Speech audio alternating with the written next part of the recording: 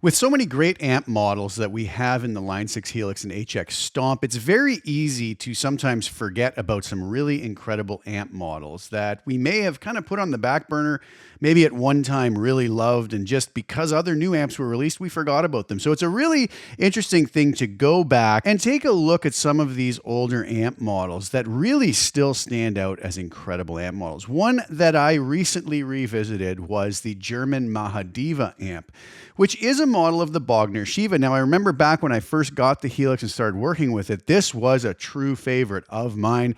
Really, really loved this. And I've been away from it for a bit, but I'm sure glad I took a look at it again. So today I'm going to take you through a single snapshot preset. And this is going to be basically one of the stripped down snapshots from my full-blown German Mahadeva preset that's available on the Line 6 Marketplace. I'll have the link below to that if you're so inclined and want to grab it. It's a multi-snapshot preset with some effects built into it. Later in the video, I'll let you hear what that particular Line 6 Marketplace preset sounds like when the various snapshots are used together in a full production. The preset we're going to put together today, the single snapshot one, is also available at a link below. That's a free preset at my website. You can grab that, and I really hope you enjoy it. Use it however you want.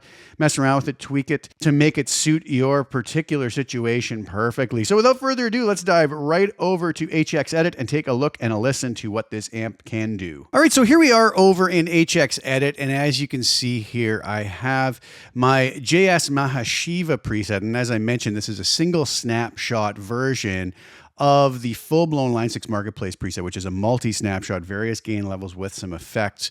But this gives you an idea, it's sort of a stripped-back version of what that sounds like.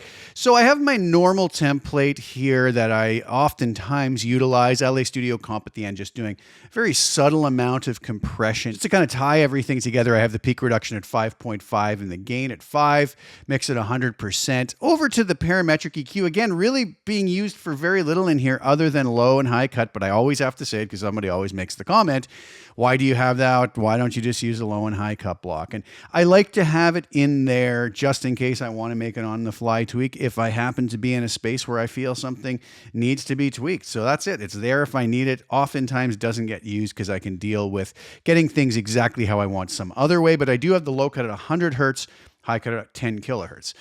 For this particular preset, I'm using the plate reverb, decay of 3.5, pre-delay of 25 milliseconds, and that mix is in at 32%, and you can also see the low and high cut settings that I have here with trails on.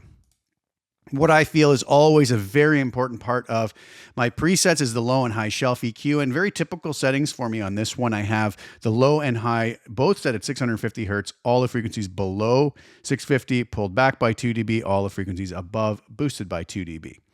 Onto the cab, I have the 412 Black Back 30 cabinet, and the mic is the 121 ribbon, a real favorite of mine, killer mic in real life, and the folks at Line 6 have one implemented on pretty much all the cabs throughout the Helix, and it's a killer go-to mic for me. Position of cap edge, distance of 4 inches, and on the 45-degree angle setting, no low and high cut, because as I've already mentioned, I have them over here. Onto the amp, this is kind of an edge of breakup tone. You can see how I have the drive setting quite low. This amp has loads of gain on tap if you want it, has some beautiful overdrive tones in it that you'll hear in my full-blown Mahadeva Ultimate preset from the Line 6 Marketplace. Drives at 1.5. I have the bass at 5.1, mids at 6.6, treble is cranked, presence at 7.4, channel volume at 9, master at 2.5. I don't believe I touched the deeper functions. We have 5 on the sag, hum, and ripple. The bias is 7.5 and bias X is at 5. So let's do this. Let's just shut everything off here as far as the sweetener blocks that I have, leaving just the reverb on. And this is what this amp and cab combination with the mic that I showed you sounds like.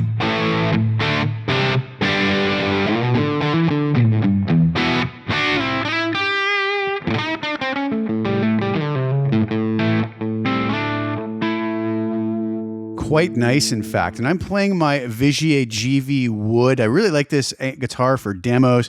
It has the ability to do the various humbucker positions, bridge and neck. There's the neck. But it can also split coil, and here would be the bridge single coil.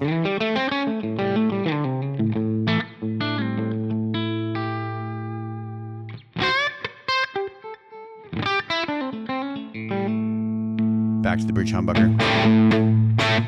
Now, very usable tone just as is, but I'm going to hopefully make it a little more polished by adding in these other blocks. So let's start with the compressor at the end.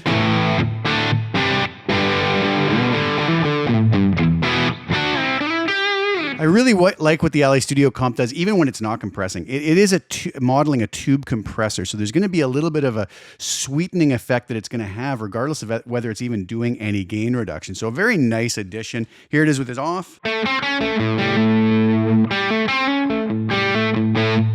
Very subtle effect. You're going to kind of feel it in your playing more than anything, but I do like to have it there. Let's bring in our low and high cuts. You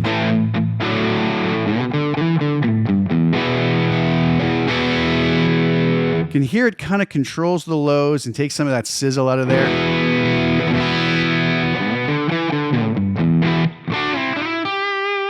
So already getting quite a bit nicer. Then I can use a high and low shelf to just polish things up. Here it is without and with.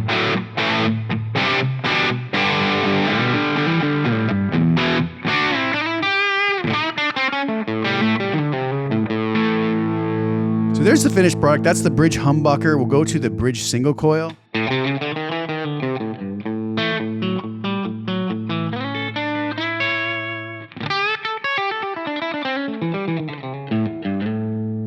Single coil middle.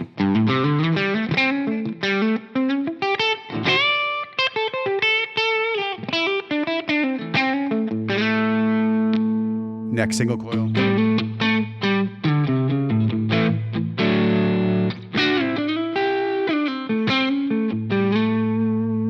And finally, the humbucker neck position. So you can see it sounds really nice regardless of the pickup selection that we're using. Now, I do have a second snapshot here where I've bypassed all of the sweeteners except the reverb, and I can switch back and forth just so you can hear what the cumulative effect of adding all of these little sweetener blocks in and just how it polishes things up and makes it all a little bit more cohesive and mix ready. So here it is without. Watch up here when I foot switch to the actual snapshot that has all of the sweeteners into it.